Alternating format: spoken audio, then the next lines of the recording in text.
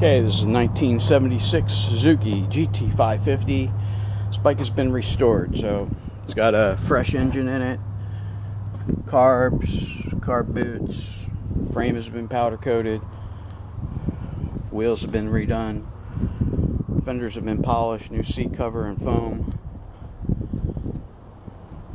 Everything's been redone.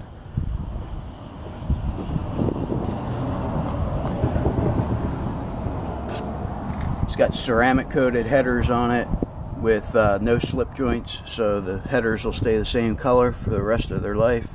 No burn off, and it doesn't have slip joints, so you won't get oil all over the place on your pants and legs when you ride it. Okay, so it's been restored.